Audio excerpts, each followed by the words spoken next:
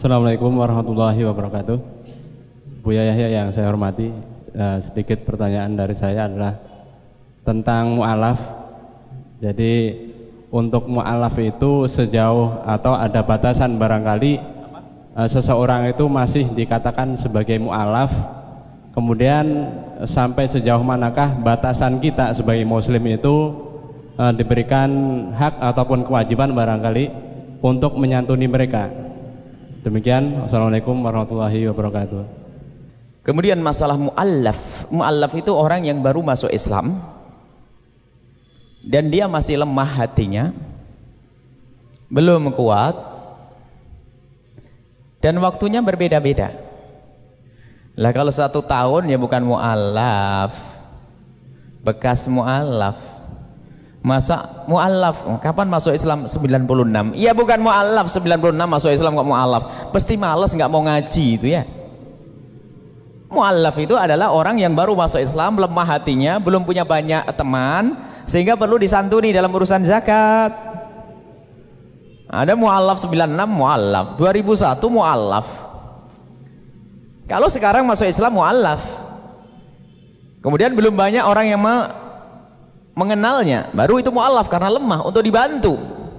Jadi nggak ada batasan secara pasti tahun, tapi kalau sudah lama bertahun-tahun bukan mu'allaf lagi. Bahkan kalau perlu berbulan-bulan sudah bukan mu'allaf, sama dengan yang lainnya. Orang muslim yang sungguhnya mu'allaf terus mu'allaf terus mu'allaf terus, enggak. Sehingga ada proyek mu'allaf. Mana ada mu'allaf?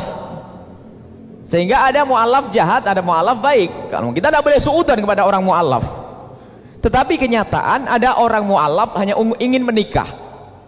Hati-hati kalau ada orang pengen menikah dengan orang Islam, kemudian kok masuk Islam, ini diragukan. Alangkah banyaknya orang setelah itu keluar lagi, bahkan istrinya dibawa. Jadi kalau orang masuk Islam karena ingin menikah, ini rendah. Banyak dibohongi yang semacam itu. Sebelum menikah mau ngelamar nggak dikasih, dijanjikan oleh calon mertuanya, asalkan kamu masuk Islam, nak, boleh melamar anak saya. Ya iya saja, karena bagi agama mereka adalah murtad nggak penting, yang penting balik lagi nanti. Sudah saya masuk Islam, asyhadu alla depan kiai, depan ustadz. Setelah itu apa? Beberapa minggu, bulan, sudah ada kandungan, ada isinya, ditarik mulai balik lagi. Musibah. Suruh masuk Islam lagi, bener baru ngelamar nanti. Ini. Kemudian ada lagi proyek mu'allaf. Mu'allaf. Muter ke sana kemari hanya cari duit. Kasihan mu'allaf yang bener itu loh, Masya Allah. Mu'allaf yang bener kasihan.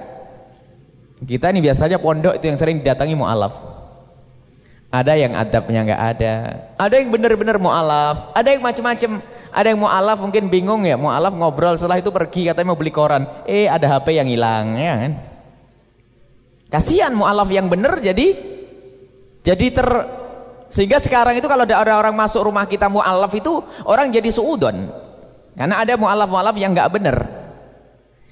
Akan tetapi siapapun orang yang pengen masuk Islam harus kita sambut. Kalau itu benar-benar mu'allaf, wajib kita menolongnya.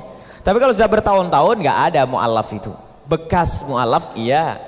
Mu'allaf itu kan sebelum tahu tentang akidah, belajar akidah. Apalagi sarjana, masa mu'allafnya sampai setahun, kelewatan. Kalau orang awam masuk Islam mungkin mu'allafnya setahun.